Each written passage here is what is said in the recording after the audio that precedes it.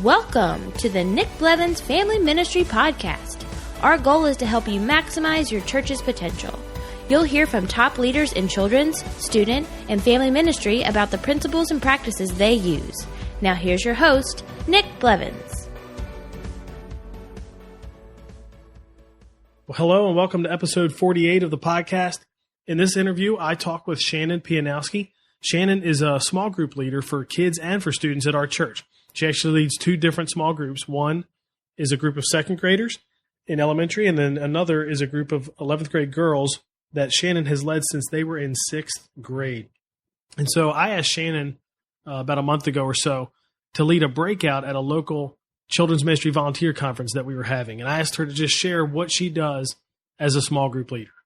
And so I asked her to come on the podcast as well to share the same thing. So she's going to talk about how she prepares for the weekend and for small group, what it looks like when she's in small group, and what she does to follow up. And I just need to tell you that Shannon's an awesome small group leader. Parents, that have kids in her groups, they just love her. And it really is kind of what we're looking for in that role as a small group leader. And it's another reminder, too, of why that role is so important. So hopefully listening to this interview will give you some insight into what she does, how she does it, why it matters, why it works, how important this role is, all that stuff. And if you serve on staff at a church, it might be something you can take and create a training out of, or share it with, the small group leaders on your team. Or maybe you don't have small groups right now for kids or for students, and that's something you want to work towards. I think hearing Shannon talk through what she does can give you an idea of what you want to tell people if you're going to move to that model. And I'm obviously biased. I think small groups for kids and for students is really, really, really difficult. However, I think it's really important. So you don't get there overnight, but I hope this interview with Shannon can help. If you're getting there, if you're already there and you want to share it with your small group leaders, I hope this conversation will help. We'll have all the show notes. We're going to link to some posts that Shannon has written for the Lead Small blog, which you can find at leadsmall.org, but we'll link to her post as well. And all of that will be in the show notes at nickblevins.com/episode 48. Before we jump in, just want to say congrats to David Gaddy. David won the free Orange Conference ticket that I gave away last week. So, David, I'll see you there. And for everybody else, we're coming up on 1 year of the podcast. It's hard to believe. It's been a fun year. I have learned a ton. I hope you have as well. And we have, a bunch more interviews in store. So that's really exciting. And we're going to do some fun stuff to celebrate a year, including give a bunch of things away. So be on the lookout for that. But let's go ahead now and jump into my interview with Shannon as we talk about what she does as a small group leader.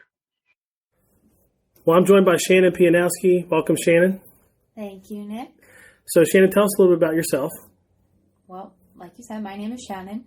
Did I get the last name exactly right? I've known you for a long time, so I should. But you got it right. Because Pijanowski, it's seems like a toss-up. Whatever. Didn't you say some people in your family say it different ways? They do. See, that just makes it all more confusing. It does. Anyway. I'll answer to anything pretty much at this point. So cool. But yeah, so my name is Shannon. Forget the last name. I work 4 days a week as a healthcare systems analyst in Baltimore City, and I work 1 day a week on staff here at Community Christian Church, and not with children and students, but I work on the assimilation team, so helping people get plugged into serving roles. And I also volunteer here as a small group leader for a couple of different age groups and have for a number of years. Yep, and that's why we're not going to talk about healthcare systems. No. Or even assimilation. Yeah, or even assimilation in church overall. We want to talk about being a small group leader. And so you lead a small group of elementary kids and a small group of juniors now. Yeah, right, in high school. Yeah. So tell us a little bit about those two groups and how long you've been with them and all that. Yep. So I serve with a group of second grade kiddos in elementary. I've been with them since they were in kindergarten. I actually served with them a little bit in preschool before that, but it wasn't really in a small group leader model, just sort of a room leader model. So I've been with them as a small group leader for about 3 years. My girls that are in high school right now, I have served with since they were in 6th grade. So I've been with them for the long haul. So it's been about, how many years is 6 that? years, 6 I guess. 6 years, yeah. So long run. Planning to finish out with them. That's awesome. So that's what we want to talk about is, now most people, of course, don't lead two groups, but we just want to talk about what you do as a small group leader. We just had a local kind of one-day conference for children's ministry volunteers, and I asked you, which probably surprised you, if you would be willing to lead a breakout for elementary small group leaders. And I guess preschool too. Did you get a mix of both, or was it just elementary? I did. Just elementary? I think it was mostly elementary. I think there may have been a couple of preschool in there. And you shared some great content in that breakout. And so what we want to do really is just talk through similar stuff, except now on this podcast, we can talk about student ministry as well. So you have your stories from elementary, you have your stories from student ministry. But before we jump into some of that and some of the stuff that you shared, what do you love about being a small group leader? You lead 2 groups. Obviously, you must love it. Yeah. What do you love about it? It's kind of funny because when I first started coming to CCC, I was trying to find, where my volunteer sweet spot, we like to say, was going to be. And I did not think it was going to be serving with students. And I was actually trying not to serve with students. I thought, maybe the cute little young kids in preschool. And so I tried there. But then our student pastor invited me to serve that summer at a camp. And I just sort of fell in love with it. There's just something about being able to pour into kids. I don't know, it just sort of lit me up to think about, what if I had somebody pouring into me in this way? How would my life have been different in middle and high school? And then I started serving with elementary and sort of took it all the way back to there, is how would middle and high school have been different if I had somebody pouring into me when I was in elementary school like this? So I just love connecting with kids, and I love connecting with their parents, and I love just being a part of their lives in that way and speaking that truth and encouragement into their lives. That's just really big for me. So I like calling out how they're gifted specifically and helping them grow in that. I love pretty much everything about it. Well, that's good. Yeah. And you talked a little bit too about the why, like why behind what you do. You told people in the breakout that's important for them to figure out their why. So can you talk about that a little bit? Yeah. I did. I talked about how a lot of the things that we talked about during the breakout, the practical things that we would do, I feel like we're a little bit more motivated to do them if we really know why we're doing them. Why are they even important to us specifically? So I really encourage people to know their why personally and specifically, and even write it down. It sort of stemmed from this idea that I've heard our student minister and others talk to parents about, of parenting with the end in mind. So what we talk to parents about is, what kind of adult do you want your kid to be? And parent with that in mind along the way. Well, I think, why can't we lead with the end in mind too? Lead the small group. So I started to think about, what do I want to be true of each individual kid when they leave their time with me? Whether that's in a year or in 7 years or however long, what do I want to be true when they transition to that next stage? And I like to write those things down, put them in a place where I'm going to see them often. And it just reminds me and motivates me to do a lot of the things that I do that might seem like they're a little bit above and beyond. Mm-hmm. So you talked about kind of like 3 categories of what you do as a small group leader, because that's what was the goal of the breakout, was like, hey, if you lead small groups of kids, come to this breakout, and we're just going to talk about practically, what does it look like? What do you do? And so you broke down what you do as a small group leader kind of into like 3 categories: pre-Sunday, preparation, leading up, Sunday, or whenever it gathers, and then afterwards, like post-Sunday. So we'll kind of talk through that, and I'd love to hear you share a little bit about what you shared there. So what does it look like for you in preparing for Sunday? And in our church, Sunday morning, of course, is when we have services, and that's when you lead the elementary group. And then our students meet on Sunday night, so it's all Sunday for us. But for some people listening, it might be midweek groups for students or something like that. What do you do to prepare for it pre-Sunday? Yeah, so there's a number of things that I do sort of going into a Sunday. One of the biggest things, and I would say this is especially for the elementary age group, and it seems so simple and everybody will probably roll their eyes at it, but I just make sure I read the curriculum before I get there, or lesson plan, or whatever you want to call it. But you do it before, so it's not Sunday morning when they're coming in the room. It's really in advance. Yes, it's pretty in advance. We get our curriculum the last week of the month for the whole next month. So even then, I'll look over kind of the whole month just to get a gist. But then I definitely, that week leading in, read that specific weeks again. And part of that is to prepare and make sure I know what I'm talking about and I know how to do the activities. So I'm not reading that as the kids come in and missing out on that interaction with them and those conversations. But part of that too, which kind of led into my second point, I needed to read it so that I knew if I needed to adjust it. Mm-hmm. Because a lot of times I was finding that I did need to adjust it. And it wasn't that it was bad. It wasn't that it was poorly written in any way. It was just that for my specific kids, I knew certain activities worked better than others. I knew certain topics of conversation once you get a little bit older in the middle and high school, we're maybe going to hit harder than others. So I wanted to focus there. So there's a lot of adjusting that I do based on my specific few, we like to call them. So my specific kids going into Sunday. Mm-hmm.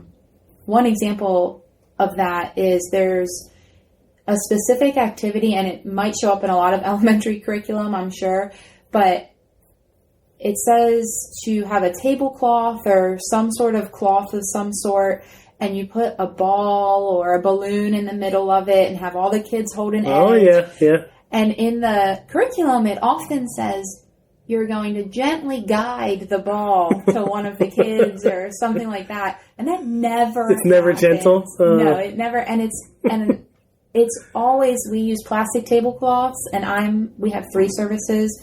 I serve in first service for second grade. That tablecloth is never in one piece for a second or third service. So whenever I see that show up, I know I have to cut it. And then I have to fill it with something else. So then, I might look back at past curriculums and find, another activity that I can kind of revamp and put in its place. But if I was trying to just do that on the fly on Sunday mornings, we would be in trouble because I can't really hold their attention span for long enough to plan at the same time. Yep. I'm going to go off the script here a little bit, and you can tell me about this. But one thing I loved, so especially when you started leading the kindergartners when they were in kindergarten that first year, mm-hmm. you had been with the students probably 3 or 4 years at this point. Right. So you knew that world. Kindergarten, quite different, largely unstructured. They just come from preschool. I like to joke that when their first few weeks in elementary, the eyes are wide open. Yeah. The behavior, it's like, there's some structure, obviously, mm-hmm. but not as much as you need. Mm-hmm. And so I would love seeing you come through and it's before first service, of course, come through the lobby, heading in there, getting ready for the first service. And you usually had props, I guess I would call them. I don't know what else to call them. But I knew they weren't curriculum specific. I knew this was like Shannon Custom Creations or whatever. Yeah. So speak about that a little bit in the preparation. Is that an example of how you would say, I know it'd be great if I created this for that activity, so it's not just talking with kindergartners. Yeah. I don't even know if you remember some examples, but those were funny moments, and I'm assuming that's what it was. I probably need something else to help get them all to listen and engage and all that stuff. Yeah, and that's exactly what it was. I was brand new to the world of kindergarten with them, so I didn't realize that. And I had a lot of kindergartners when I first started serving. I think I had 24. Yeah, that's not a small group. We obviously had to fix that. And it definitely got fixed, and it got, evened out a little bit there. But still, there were a number of things in the curriculum where it was like, read this or do this, and it just seemed like they're not going to pay attention to that. So I need something more hands-on where they can interact with it. And so I did. I ended up making a lot of different boards, props and things. One of them that I can remember, I can't remember. I think the Life app, which we call it, is what we focus on that month, I can't remember what it was, but our set had a bunch of doors on it. Uh-huh. So kids like that. They always wanted to go up there and open the doors. See what's behind them. Yeah, what's behind door number 3. So I was like, okay, well they can't go on stage and play with everything up there. So I made a door, like a mini door, and that they could open and look behind. And behind it, I put our bottom line that we wanted them to take away, what our Bible story was, and then we have 3 basic truths that we work with here. So whatever the basic truth was for that month. And I put them on Velcro because they love sticking things up with Velcro. And it just became something they could interact with, and also a way that they could learn, this is what I need to pay attention to during large group. Because that was a struggle too, where they would come back and they weren't really sure what they were supposed to be taking away from it. So it helped them focus that too. a lot of the ideas that I got for the props and the things like that, I just started going on like teacher Pinterest boards for kindergarten, that's good stuff. and seeing what did they do to help them concentrate and stuff like that. And, so that's where a lot of the props and things that I started making came in. That's awesome. Wasn't one of them like yarn that you made into like, I want to say like lasers that they couldn't touch? They had to step over like a little obstacle course or whatever. Yeah. So when you walked through, it was like, just a huge mess of yarn, and then you put it together. That one turned out much more complicated than I anticipated. Surprise. But it was a great idea. Yeah. And I just love, for people listening, I don't care what curriculum you use, most of it has to be adapted in different ways, how you teach it, adjusted. And I think knowing your few, like you said, and then adjusting it for them is huge. That's awesome. What else do you do pre-Sunday? Yeah, so another thing that has really helped me pre-Sunday is connecting with other leaders. We do something called Circle Up. So we circle up with the leaders that are in our service right before we go into service. So I really like just bouncing things off of them, especially if they're sort of, if I'm leading second grade and they're leading first or kindergarten or something, we're in the same curriculum, same sort of realm. I just like to say, hey, are you doing this activity today, or are you changing it in this way? And just connecting with them in that way. How did this one work last week for you? And stuff like that. Because sometimes other leaders are my best resource. Mm-hmm. They're doing the exact same thing. They're in the same trenches. So they have great ideas, and I just always want to be connected to that and tap into that. So we also have a Facebook group that we've started to use a little more regularly over the past couple of years, and that's been great to share wins and stories and encourage each other, and also share things that work and don't work, and kind of steal from each other in a great way. Yeah. So I definitely think connecting with other leaders pre-Sunday is huge. Another thing, and this sort of ties into, we just came out of that training that I know a lot of people went to, is going to trainings and reading blogs and reading books and sort of just investing in learning about this area outside of when you're actually doing it. So, and I promise I didn't pay you to say that. As somebody who works on staff, you might think I paid Shannon to say that, but I didn't. No, not at all. And they're not always, and I will just add too, as somebody who works on staff, they're not always going to be amazing. Like, we try to make trainings great, but like, to your point, you should go and you should make it and even beyond that, you're saying invest in yourself. Read books, read blogs, go to the trainings. Right. There's a lot of things, and I don't even just read blogs and books that are specific to about being a small group leader, but there's a lot of resources out there. I'm not a parent, but I still read parenting blogs, because if I'm a decent small group leader, their kids are going to talk to me about similar things that they talk to their parents about. And I want to be on that same page with them and know how to address some of the things that might come up. So I read parenting blogs that help me with some of those conversations. I read blogs that are even sort of geared toward people like you, Nick, leadership. Even though I'm not in a church leadership role, I can see, what kind of vision is leadership trying to cast in me, and what, kind of connect to it in that way too. And then I can help sort of transfer that into other leaders and sort of pump people up with that sort of stuff too. So I don't know. I think there's a number of different things to pull from to just continue learning about how can I interact with these kids in the best possible way, and interact with their parents in the best possible way. So I think trainings are huge for that. Even if I go to a training and I feel like, I've heard most of this before, there's always something that I take away. Even if 90% of it I think I've heard before, that 10% can be huge and can totally launch me in a different direction that turns out to be amazing. So I still try and go to everything that we have here, and even the extra stuff, orange tour sort of stuff, whenever I can. Yeah. I want to point out too that you're, like you said, some of the stuff you're reading, and even the ideas that you're kicking around with leaders at Circle Up or huddles or whatever, you're not just thinking about leading your kids. You're also thinking about being an influence to other leaders too. Right. With some of the stuff you're talking about. So I just think that's worth mentioning because I do think everybody that's listening to this, which is mostly people like me that work on staff, a lot of them they need more leaders like that who are going to help kind of carry the vision as well and be an example of how to lead and how to grow and learn and all that stuff. So that's great. Anything else that you do pre-Sunday that you want to talk about before we jump into what Sunday looks like?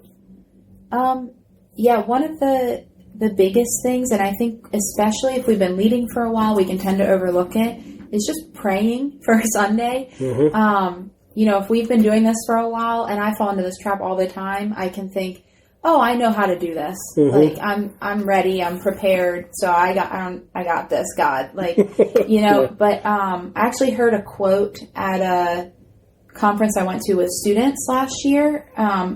I do not remember it word for word. I don't even remember who said it, to be honest. But he said something like, prayer is not the same as thinking about something, which even just that first sentence was like, oh, you're right. Like, that's good. Yeah. But then he said it's asking an all-powerful God to intercede in something in a way that's bigger than what you can do on your own.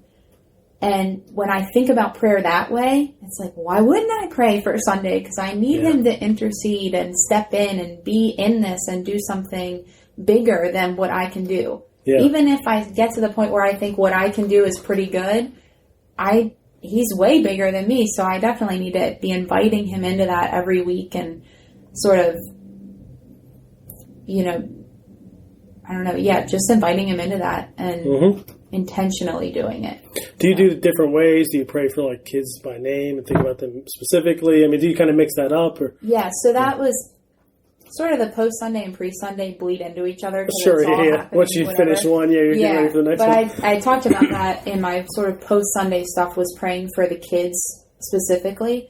Pre-Sunday, I was sort of addressing praying for Sunday morning. Yeah. Specifically what's going to happen in that time, those conversations, those sort of things. Because I don't feel equipped to do this. So even the weeks where I'm like, oh yeah, I got this. If I think about it, I'm not equipped for the conversations that are going to come up, especially in high school. Oh yeah. And you don't even know what some of them are going to come up. Oh no, I have no idea. And when they do, I'm like a deer in headlights, and I'm like, then I'm praying. But if I need to be praying before I go into it. But yeah, I pray for kids specifically by name. I ask for prayer requests during Sunday. Pray for families specifically. I ask parents a lot.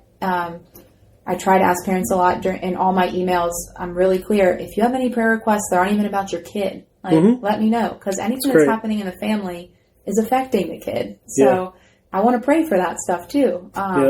So yeah, I pray for in a lot of different ways. But yeah, here I was just sort of talking about praying for specifically the time on Sunday, what that looks like. That's good. So what does Sunday look like for you? And actually, obviously we're talking two different things here. You got Sunday morning with elementary kids, and you got Sunday night for us. But what does that look like? Yeah, so the first thing, probably one of the most important things that I do going into my times on Sunday, Sunday morning or Sunday evening, is I try and choose to intentionally focus the time. And part of that, for me, what that looks like is I like to have a physical sort of something I can do to trigger that. So when I turn my phone on silent in the morning or at night, I take that time as I'm like flicking that button on the side of my phone to think, okay, this is pausing the rest of my life for 90 minutes or 2 hours or whatever it is. And there's nothing I'm going to do in this time that's going to help whatever I'm worrying about or thinking about. So this time is specifically set aside for these kids, and I'm investing in them, and that's what I'm doing. So I really like having that sort of physical thing that I can do and take that moment to breathe and say a little prayer and go into it. And it's sort of like when I put my phone on silent, I'm kind of like turning off, everything else and focusing.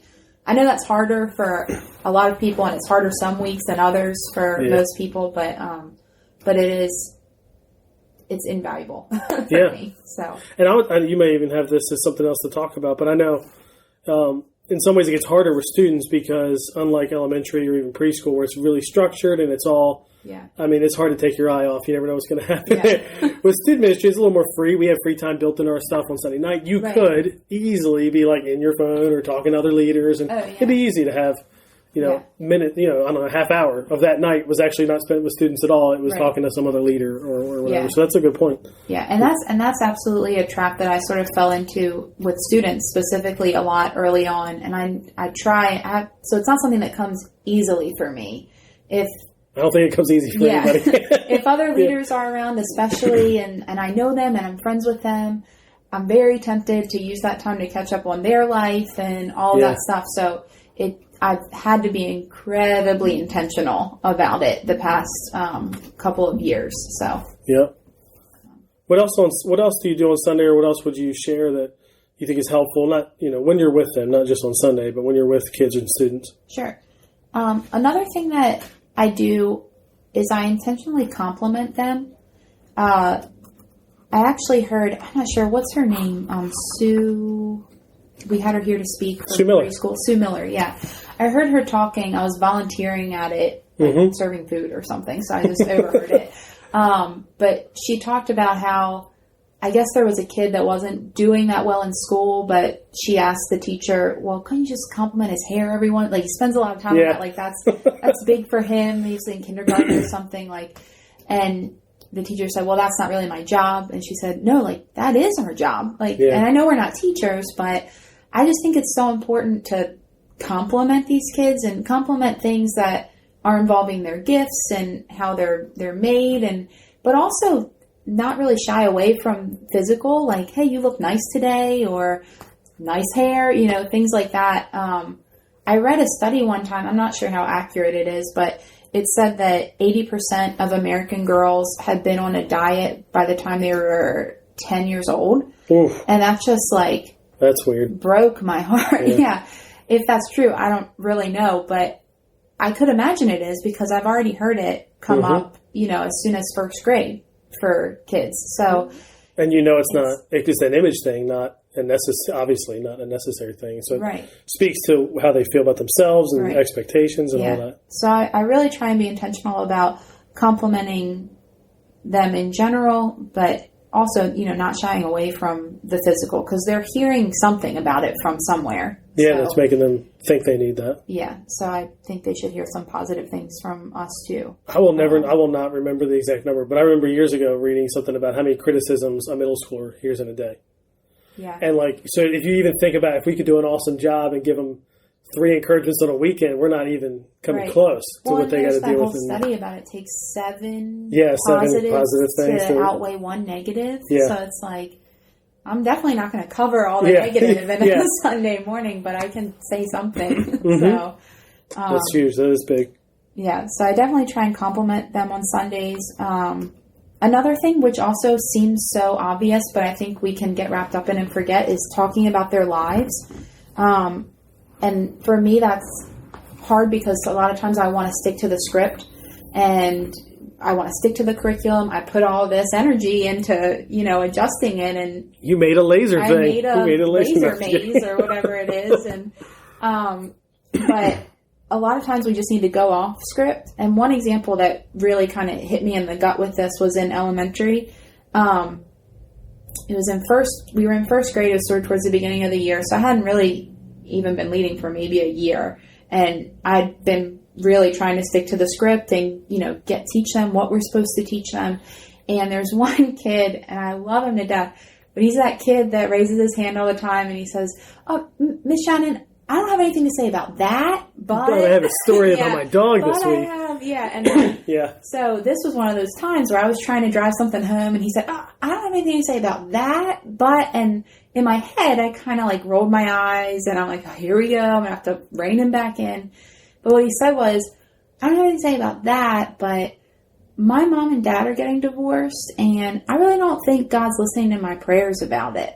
Oh, wow. And it was like, I feel like a jerk for thinking he's going to derail my curriculum. Yeah. And it's like, this is so much more important to talk about. And so it was like, at that point, everything has to stop.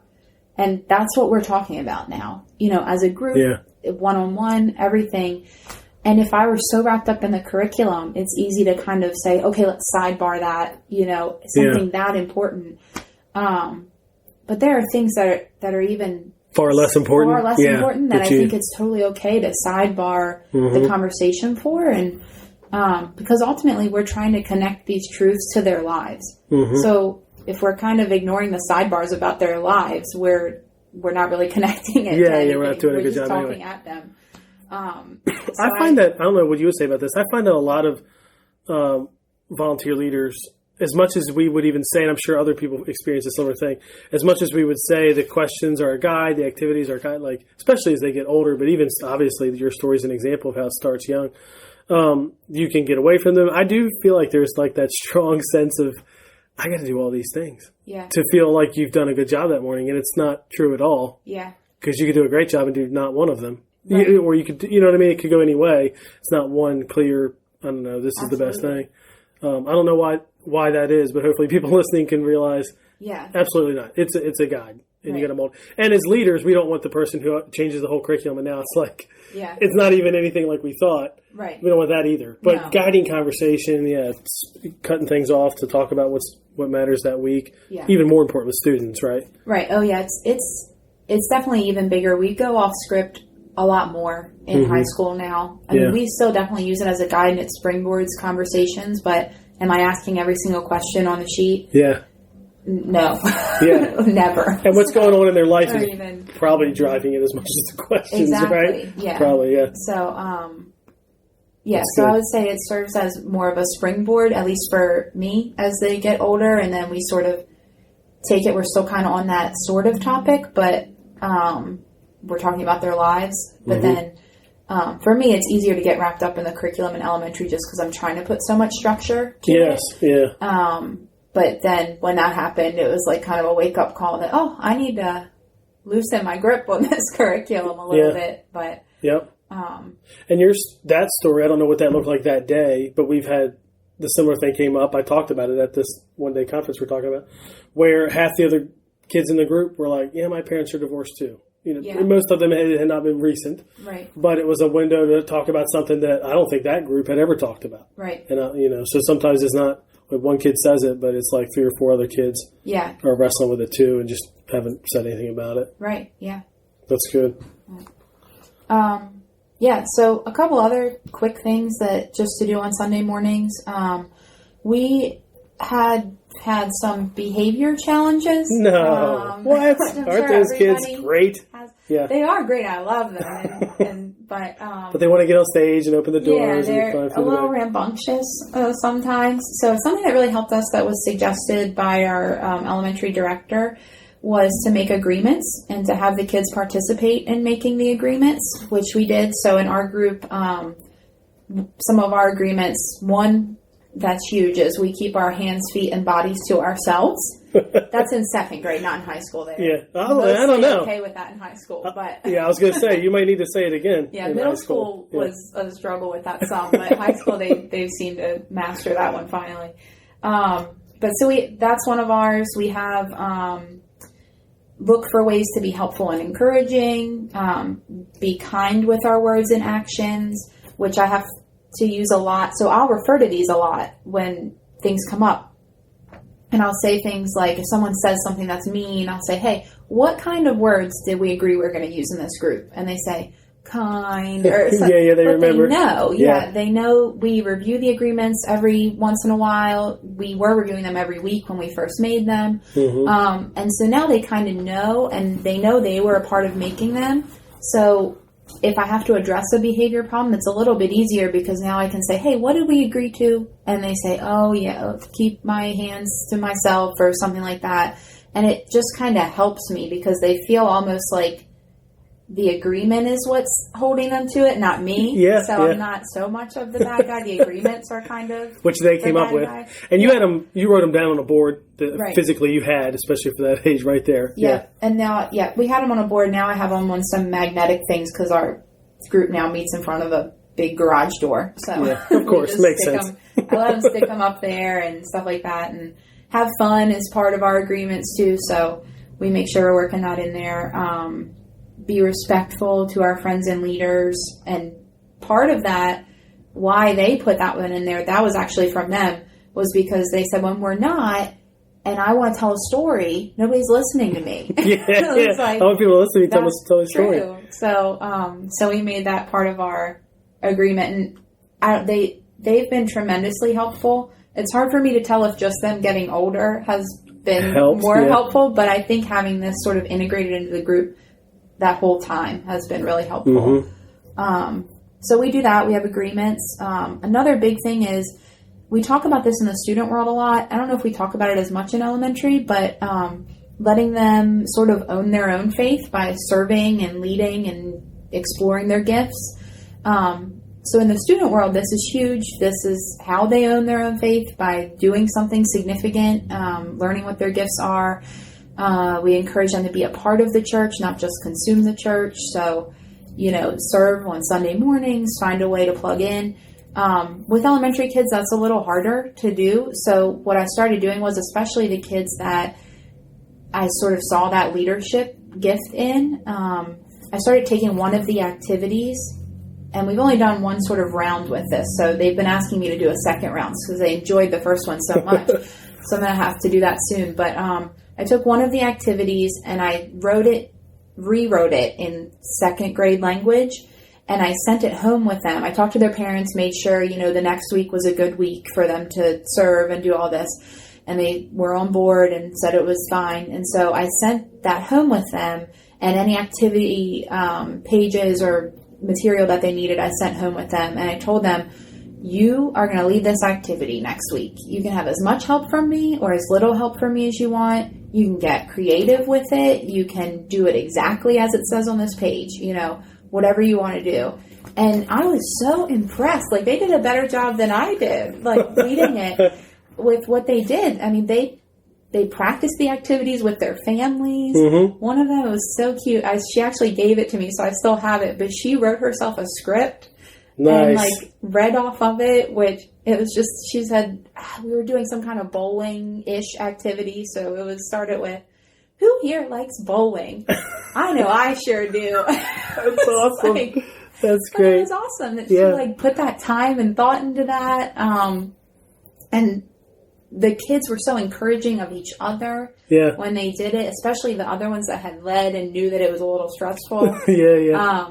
And then I got to participate in the activities, which I usually am just up there leading them. So that's fun. It helped me bond with them a little bit more. So that was a big win for a number of them, getting to do that. So just not sort of underestimating what even a second grader or a first grader can do. That was huge in our group. The last couple of things were encouraging questions. Even if we don't know all the answers, because I certainly don't ever know all the answers. But just validating that asking questions is a good thing, and that it's okay for me to say, I don't know, but why don't we both go see what we can find in the Bible about it? Why don't, teaching them how to explore those sorts of questions and not just drop them, the hard ones. So a lot of times if I don't know the answer, especially in high school, is I'll say, well, let's both this week go and see what we find. And you let me know what you found in the Bible. I'm going to maybe talk to some other people about it, that sort of thing. And then let's come back and talk about it again, or follow up about it this week and see, what we think. And in high school, we especially drive home that sometimes I just don't, we still just don't know for sure some of these things. And that's sometimes where faith comes in and leads to those bigger conversations. But so it's just not letting my own insecurities shut down their questions is big. The last thing is showing them your Bible. So we have Bibles in our resource bin in elementary each morning that we use, that I would traditionally use for the activities. And one week we didn't have enough for something. So I just got mine out of my purse and put it out there. And I'm a big underliner in my Bible in different colors and stuff like that. So when they opened it and they started looking, they were so interested in what I had. I specifically was underlining. And they started asking so many more questions about, like they would read part that, why did you underline that? Like, why is this part in purple? And why is this part? And it just opened up a lot of good conversations, but it was also a way for them to see that their leader is in the Bible, you know, outside of here. And one of them said, I'm going to start underlining things in my Bible. And, you know, that means they have to read their Bible. So that's awesome. You know, they're probably like, you can write in the Bible. Yeah. Like, isn't that sinful? Right. That's awesome. And that kind of model probably does far more for them going forward than one lesson does. You know what I mean? Learning how to get it, both examples, learning how to get into it to learn about something they're not sure of during the week and doing that on their own and coming back, or even like seeing how you engage with your Bible. Yeah. Yeah, that's awesome. I joked before that I don't know if the high schoolers care as much about what I have underlined in my Bible, so we haven't really gotten into that with them. But they do, I mean, I do bring it, they do see it, so who knows. Which matters. They wouldn't tell you as much either. That's the other thing too. Like the elementary kids would be more engaged, intrigued, like, oh wow. Yeah. High schoolers probably wouldn't say it, but inside they're thinking, so this is real, like for you. I think that's, and even if they don't think that way, I think it's what it communicates is, this isn't just something you do for us here at church, you know, which is really good. That's awesome. So what about post-Sunday? After Sunday's over or Sunday night with students, what are some things you do then that really help? Yeah, so post-Sunday, and this is bigger for elementary because their parents are coming to pick them up from the room that I'm in. But I always try to compliment kids in front of their parents, or say something like, hey, you know, so-and-so prayed today and did a great job. And but in front of them and their parents, they hear me complimenting them to their parents. And I like to use the example of, and this happens from time to time at my job in healthcare systems, but if I do a good job, you know, out in the field with practice or something, and it's like when they email your boss and they CC you on it, and it's like, that feels good. Like, they for good things. Not for the other, for other things. But when they email your boss and they're like, you know, Shannon was so helpful today and blah, blah, blah. Like, there's something about that just feels good and is encouraging on a different level than just someone telling me or someone just that whole loop. I don't know what it is, but so I always try and be intentional about being in front of the kid, complimenting them to their parents. Because parents probably don't hear enough compliments about their kids anyway. No, I was going to say, it's just like the conversation we had earlier. They only hear things go wrong. And as much as anything else, parenting feels like repeat failures, I guess, you know, week after week. So then when you get something that's great like that, that's awesome. Yeah. That's cool. So I try and compliment kids in front of their parents. I also try and talk to their parents. It's hard on Sunday mornings because it's like 3 seconds. They're picking up their kid. They're in and out. But their parents are really the best resource. They know them better than anybody. Obviously, they care about them more than anybody in the world. So just finding some time to talk with them, even if it is just a couple of seconds, is, I don't know, just really helpful. Or even one parent a week or something. Yeah, you know, I mean, I definitely don't talk to every parent every week. Sometimes it's like I barely see the parent before. Like, I'm like, the kid is gone? Was our parent here? Hopefully they get called at checkout. We check everything at checkout. We should say that. I'm not just losing children. Oh, you're not? Oh, well. That's good to know. But yeah, so I just try and make a point of talking with parents after Sunday. And also, especially if their kid had some sort of conversation during group or did ask a big question, if I can't give the parent a heads up right then and there, I'm, emailing them or Facebooking them or something like that. That happened recently. We had a sort of a big conversation with one kid about if the devil was real or not, which is just a weird conversation for second graders. And I don't really know, how the parent would really want that addressed. And so I was just sure to tell her, hey, we started having this conversation in group. It could be good to follow up on this. And so I think she did. And she's a great parent. So she probably, hit the nail on the head with everything she wanted to say, I'm sure. But so we talk about cueing the parent a lot. So telling them we talked about this today during small group. And some of that is, they know what the curriculum is. They might know what the life app is that you're trying to hit. But, hey, this is a specific conversation that our group had today. And this is something that your kid said even asking them how going forward is the best way to sort of handle this, or talk to them about it. If there's like sort of this ongoing issue in their life, I want to be on the same page as the parent. So how are you talking to them about it? And that requires me to talk to the parent to find that out. Yep. So that's something that's definitely big post Sunday. Another thing is noticing when they aren't there. I really like to, especially if they aren't there 2 weeks in a row or something like that, send a note, like a handwritten note, just to say, not in a way to make them feel guilty or anything, like, hey, you better come back, but like, where were you? Yeah. Slacker. Just to let them know that I did notice that they weren't there and I did miss them, and that they do bring something unique to the table that when they're not there, it's not there, and our group misses it too. So, so I try and make a point to notice that. It's becoming even bigger, I think, in high school. I don't know if they care as much that we miss them there. It's hard. It's sort of another one of those things where they might not they're not going to tell you. Yeah, they might, brush it off. But it's sincere. I really do miss each individual kid when they're not there. So I want to be sure to tell them that. And if I have to tell them that 8 weeks in a row, I'll tell them that 8 weeks in a row. But it might look more like a text or something sometimes with the older kids. But I definitely try and write a note to the younger kids because they also love getting mail. So they do. Our 4-year-old son now asks if we can go if they get mail every day, and he's hoping for something for himself. Oh, it's really awesome. It's really cute, but really disappointing when usually there's nothing. I'll have to send him something now. He opens stuff. Like I have a reminder I set every week now to try to send him something just random, because it's like a newer thing. I mean, he's always kind of liked it, but now it's like a big kick. Right. Like he really asks almost all the time. Can we check the mail?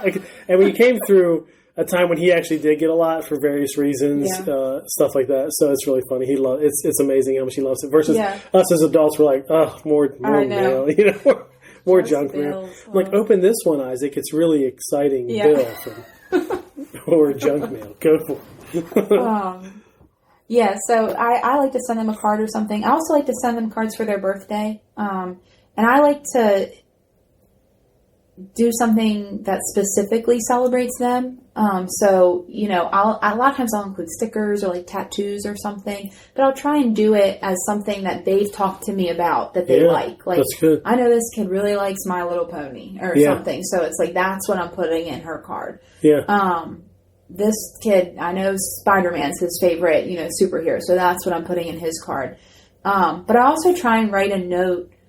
It's not just happy birthday, Shannon. That's it. So I really try and use birthdays as a specific time to call out their gifts, like we kind of talked about a little bit earlier. But I'm so excited to see how you grow this year. Or you're such an encouraging part of our group. I love to see you encourage, the other kids. I love how you're always willing to help with, sort of stuff like that.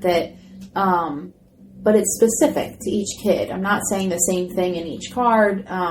It takes a little bit of extra effort, but I do think there's a lot that kind of sticks with people with that sort of stuff, and kids are no exception to that. And then, as they get a little bit older, so we talk about middle and high school, I like to try and celebrate a lot of the different milestones in their life, not just birthdays. Now, there aren't as many of them in second grade or whatever, but a lot of my girls now are getting their driver's license, which is scary, but I'm sure it's even scarier for their parents, but just thinking about it, it's like, oh, but yeah, so things like that, like I got one girl a car air freshener, stuff like that. It's just little stuff, but it can mean a lot just to let them know that you thought about them. Yeah, know them. That's what it communicates. Yep, you know them, they're known. Yep. That's huge.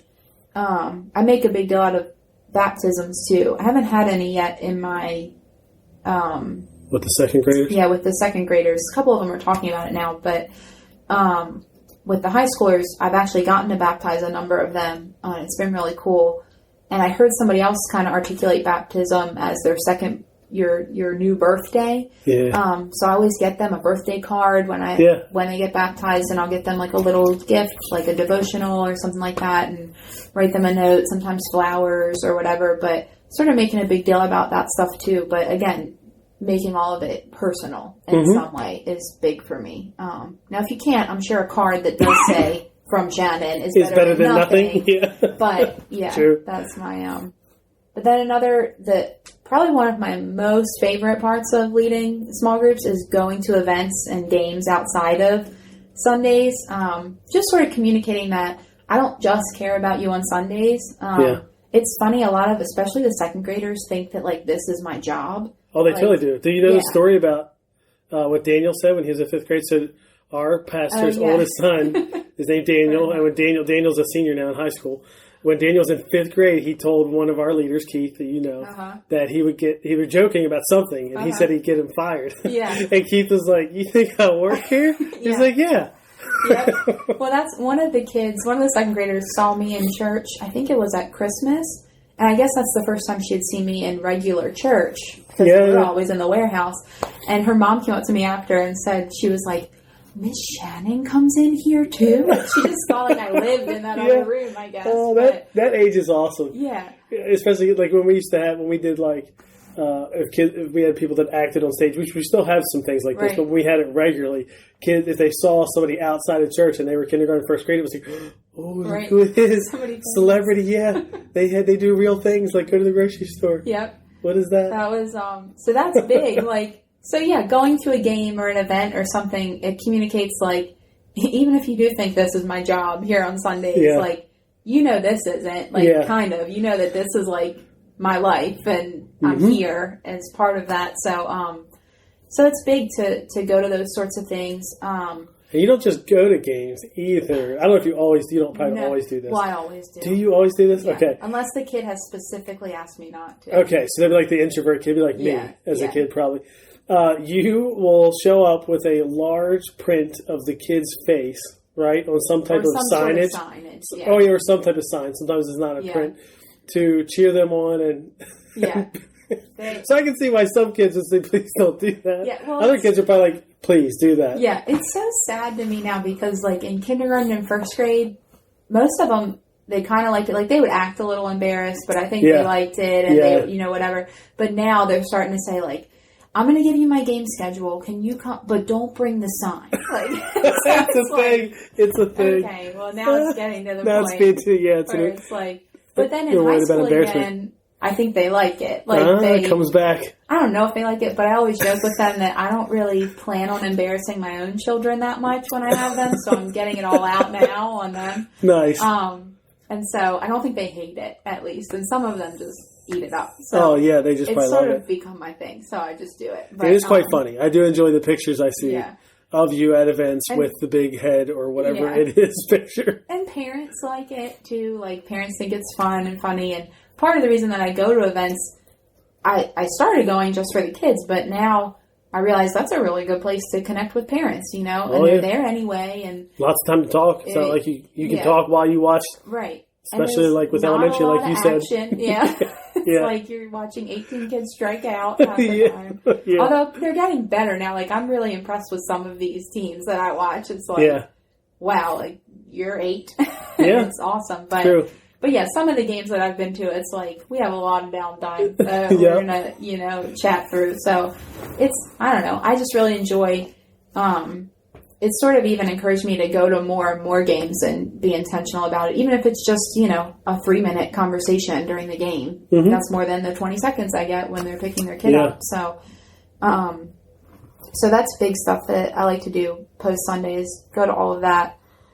Another thing, and this is big for elementary, it's probably even bigger for middle and high school, but following up on group conversations. This is just sort of a life thing in general, but you know, if somebody shares a prayer request or we've had a conversation, like the kid I mentioned earlier about his parents, you know, the situation that's going on there, I'm not just going to have that conversation that one time and then never talk about it again, because it really communicates that I actually care and I actually am praying about it if I bring it up again and I ask. And if they brought it up the first time, they've given me permission sort of to bring it up again. Sure. And so I think that's huge to follow up on things and ask, you know, how is this going?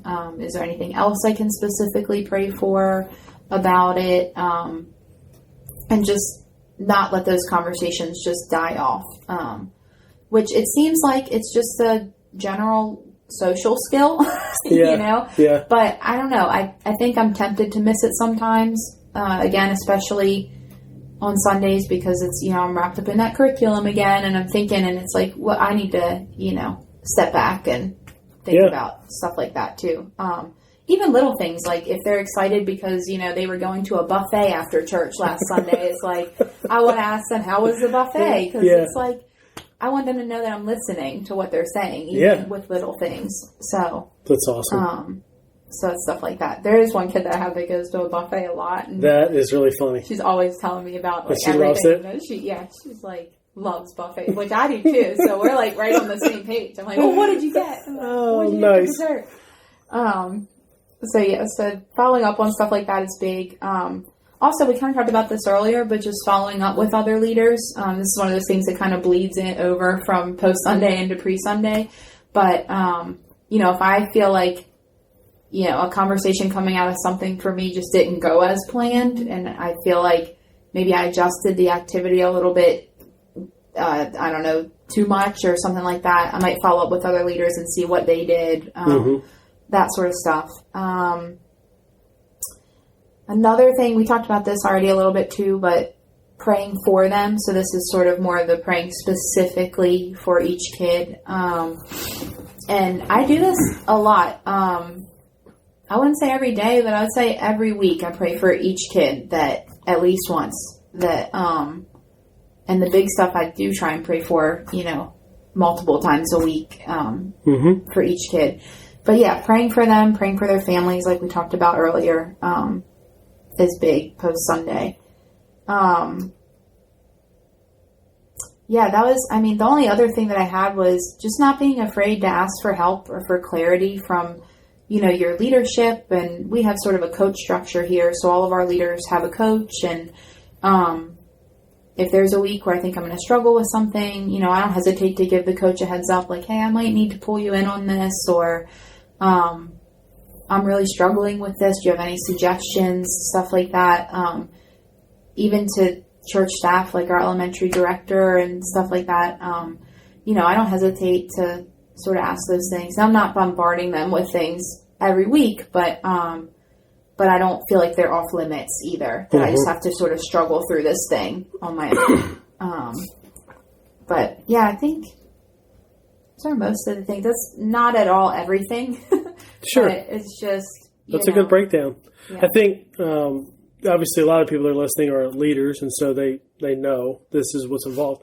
But I think even sometimes as leaders, we cannot really know what it's like to lead a group unless we are doing it. You only have to be a couple years removed before you forget all the details and the nuance and all that kind of stuff. So I think this has been really helpful, just hearing what it looks like for you. And obviously we think you're an amazing leader, and that's why I asked you to share at that breakout. And I know I speak for all the parents of the kids in your group here, because I get to talk to them sometimes. Just want to say thanks for what you do. And I hope this has been helpful to everybody that's listening. If they have any questions, or if, I don't know, if they want to follow up and ask you something, how could they do that? Email you, follow you on Instagram, and see a bunch of Clemson swag or something? I don't know. All they'll see on my Instagram and Facebook is just food and Clemson. That makes sense. Pizza. Mostly pizza. And Clemson. Yep. And they will for years to come now. Oh, yeah. Not just because they won the championship. No, but most. But all the time. Yeah, even if they didn't. Yeah. Yeah. But, yeah, I guess email would be a good way. You want me to say my email? Well, you do have quite the last name. But so how about we link to it? That would be great. In the show notes. There we go. The other thing I would say is we'll link to, you've written a poster or a few posts for the Lead Small blog at leadsmall.org. Yep. And I think that one in particular, 40, what was the number? 7? 42 or 47. Something like that. Yeah. What was that? 42 or 47 ways to connect? I don't remember. Now I'm off the cuff. I'm not remembering the exact title. Something like that, yeah. But it was just really, I mean, kind of like the things we talked about here. It was just a great list of things that like any small group leader could look at and say, oh yeah, I could do that this week. Yeah. You know, like that'd be easy. Let me do that this week to connect with my kids, my few, or my parents. Right. I think that'd be awesome. So we'll link to that as well. And people can find your email in the show notes since it's too complicated to say. Yeah, it'd take a while. Well, thanks for doing this. Really appreciate it. Yeah, thanks for leading here at our church. We love it. And anybody that wants to come steal you after listening to this, they can't. It's off limits. And don't try to bribe with Clemson tickets or whatever. I don't know, whatever that might be. I know. That's what I'm saying. Don't do that. Yeah. And pizza. Yeah. Well, thank you, Shannon. Thank you. Well, Shannon's a great small group leader and an example of why I think we should build our ministries on the foundation of small groups. Nobody on staff and nobody in a room with, 50 kids or 50 students can invest in each child and each student like a small group leader can. So I'm glad Shannon came on here and shared some of that. I know a lot of it's real practical. It's some of it's like, well, yeah, of course you should read, the curriculum or whatever it is before Sunday. But I think a lot of us are challenged there. For anybody that's listening who is a small group leader, or maybe if you teach in any way, you can get comfortable and you can sometimes skip on the preparation. We are busy. If you are someone who leads a small group and you're listening thinking, I don't know if I can do all that. I totally get that. But you know what? Do one thing. Do one thing. Take that Andy Stanley phrase that you're going to do one for one, which you wish you could do for everyone, and do that, because that's better than doing nothing. So do something outside a small group. I think that's a big thing. As you're taking action items coming out of here, certainly try some of the things she mentioned. What if you showed up at a game? What if you did something fun to kind of celebrate them, like the picture we have in the post, where she creates something to kind of celebrate the kid or the student that she's there to root for when she shows up. Another thing that you can do is, if you're a staff person on church, on a church staff, use this as a discussion springboard. Like, let's have a conversation about small group leaders in our church for kids or for students, and how can this interview or this conversation that you just heard help you clarify what you want small group leaders to do.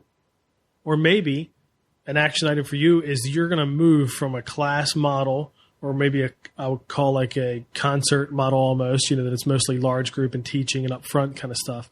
Or it's a class model where it's kind of teaching, instruction based, to a small group model where people are investing in the same kids or the same students every week and they're really getting to know them.